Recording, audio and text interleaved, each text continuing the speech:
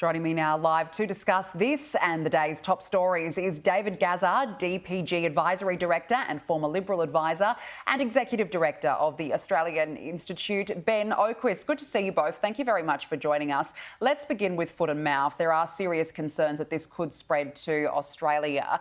We've just heard there, David, from a beef producer who wants the border closed. It's a difficult time, it's school holidays, but is it necessary to protect Australia's agriculture industry?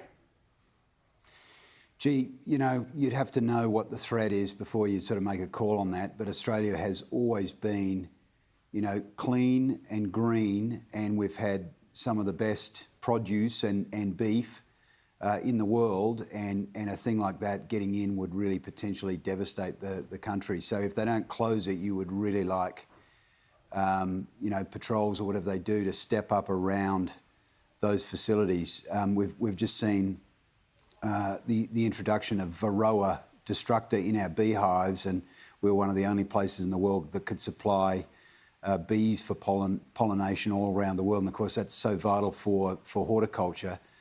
So we had a great export industry there, and that's changed in the last couple of months because of a breach somewhere in the quarantine system. So, you know, it is something that really engages the regions. It really engages the National Party, obviously, as a result of that. And so much of our industry, our agricultural industry, survive and thrive off the fact that we've never had some of these issues. Absolutely. Look, it's certainly a difficult decision here. Ben, what are your thoughts? As I said, it's a very tough time because people are travelling to Bali right now for school holidays. But do we need to factor in Australia's billion-dollar agricultural industry? Yeah, of course we do. I've just actually come back from Bali. I haven't brought foot and mouth back with me, but they had ramped up the controls and the information being given to patients, tourists as you got off and on the plane, and they're very clear instructions about what to do and what not to do and what not to declare. They're not kind of individually checking every person, and I think there's a few steps that we can take before we go to banning travellers or closing the border altogether, which would harm relations with Indonesia and the tourist industry, and you know that industry getting back off the floor in Indonesia. So I think we can ramp up some of the controls and measures at the border before we move to closing the borders. Notwithstanding, we really have to do everything we can to stop foot and mouth getting into Australia. It would be devastating for the industry. Australia does have a good reputation. It could be, notwithstanding David's point about being clean and green, we could be cleaner and greener. We don't want to put at risk what we got now. So let's increase the controls at the airports rather than closing the borders just yet.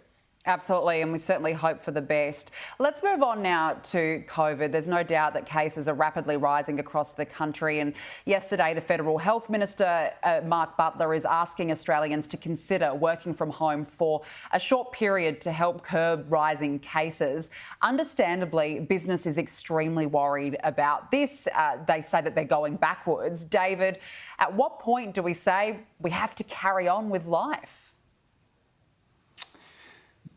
Danica, that's been the trend, I think, worldwide as we've got used to COVID, and sort of, I think, the global economy and not just Australia's has been mugged by reality with the costs of the measures that were in before.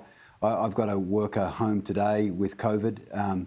You can live with it. We've become more sophisticated about working from home. Like almost every Australian, I'm hoping that we don't go back to more severe measures.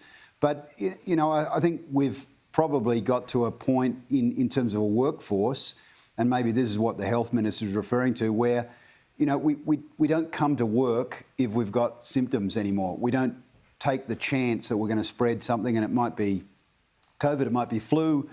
You know, we hope it's not foot and mouth disease, but we've got better at discerning when we shouldn't go to work. And so hopefully as a first step, we can keep it there and not have to go back to more punitive measures that have such a damaging impact on the economy. Absolutely. Ben, do you think that we need to really take into consideration business here? They've only just started recovering from the effects of the pandemic over the last few years, but this could be detrimental once again.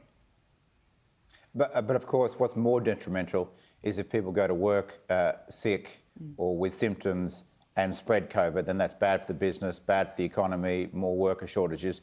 We have to recognise we haven't got through the pandemic by any stretch of the imagination. 10,000 deaths, shocking figures, and if we're going to continue to control those deaths and hospitalisation rates, we're going to have to continue to put in sensible measures. Now, no one's talking about lockdowns again, but mask wearing, making sure people stay home and don't have to go to work. You know, casuals need to be able to access a leave scheme so that it doesn't make them want to go to work if they've got symptoms. And if they don't go to work when they've got symptoms because they know they've got leave, then that's going to be good for the business. It's going to be good for the economy overall. It's a kind of false economy if people rush back to work or don't have leave so they can stay at home, because in the end, you infect a lot more people and that's damaging for business, the economy overall. And I think that's been one of the big lessons from the pandemic.